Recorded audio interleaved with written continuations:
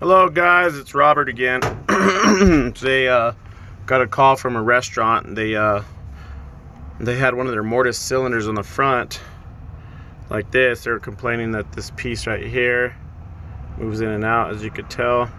Well, I took the lock off, and as you could tell here, look at the screws. One screw right here is completely bent. This one's on, but yeah, I mean, we're gonna have to replace this sucker. So anyway, this is a 1-inch mortise, which is typical for storefront. So what I got, I have an 1.1/8" mortise with me. I don't have an inch.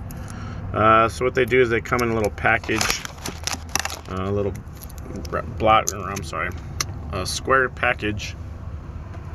Kind of looks like this, but this is a key and knob cylinder. Anyway, so you get one like that. This one is an 1.1/8" size. Has a piece of plastic on the front so that it doesn't get dirty and scuffed up. So anyway, it comes with the screws, these teeny tiny little screws right here. And this tail piece is a big tail piece right here. It's big. There's two different kinds of tail pieces. So you either get that tail piece or this tail piece. Well, this particular lock calls for this type of tail piece, so we're gonna do that. Well, in these locks, in the lock boxes that these come in, you know, they give you the key.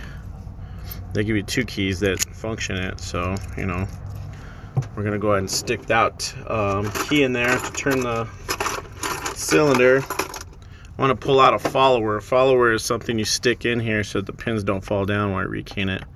This particular one you need is this one right here with the groove in the middle. The reason it has that groove is because this, you can tell right here, it's got a little part that sticks out. So you're gonna line that up so it looks like that. So when you use a follower holds up all the pins. You just push it through, you know, and here's the pins here. As you can tell, we're gonna empty all those pins. Boop. And we're gonna stick in the key, the existing key that he wants it keyed to. Well, this one here has got the numbers on it. I don't know if you can read them. They're the numbers right there. Those are the depths. So it's 43545. So I'm gonna take this key, stick it in here. I'm gonna use the 4, which is the 225. We stick it in there. 3 is a 210. 5 is a 240. So we're gonna stick that in there. The next one's a 4, which is a 225. I have these all memorized, of course. I've been doing this for 14 years. Last one is a 5, which is a 240. So Schlags will sometimes have this extra slot right here. That's if you want to pin it and make it a 6-pin key. I usually just stick with 5. 5 is typical for commercial uses. So again, we have to push this through here. You line it up with that groove, and you push the cylinder, you push the follower through, and your hand on the back side here just kind of like takes it as it moves. You just kind of, you have to keep in contact with it. So you do it sideways so that the pins don't get caught in the top pin's way. And this particular one is not turning that great. It's kind of sticky, so we're gonna pull them back out and see what the problem is. And it looks like it's called a shear line. You can tell right here the tumblers sit just a hair low. So if it's a hair low, then the top tumblers aren't going to allow it to fall. So what we're going to do is toss those pins. We're going to go over here to the pinning kit. And so there's so many different pins, so many different sizes.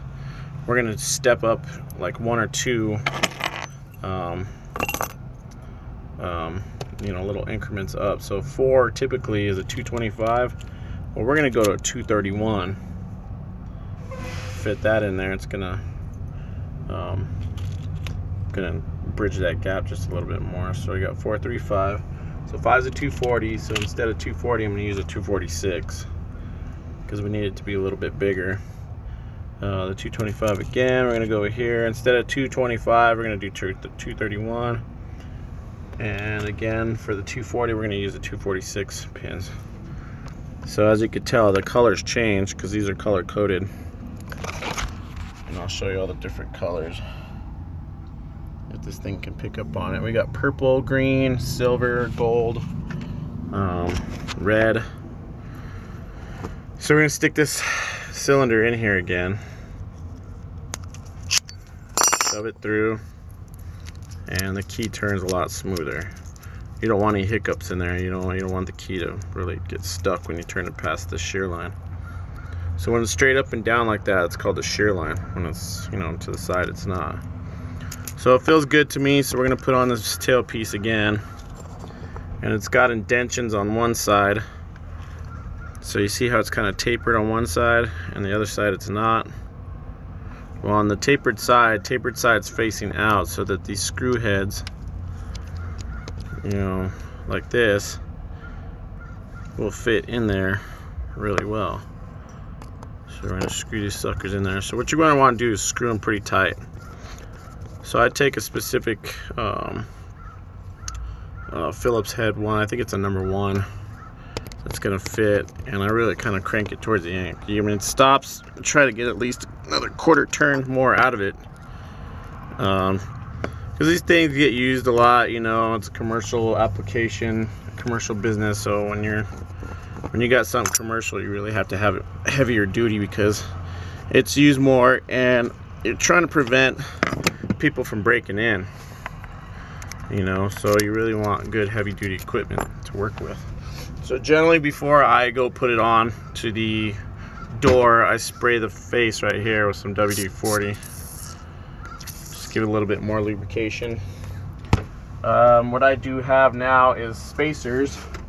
Find my box of spacers. Spacers are little rings, and these rings just provide a little bit of space in between the lock face and the door. Well, this particular one's kind of thick, or a little bit lengthy. So I'm going to use maybe this one or something similar. How about maybe this one?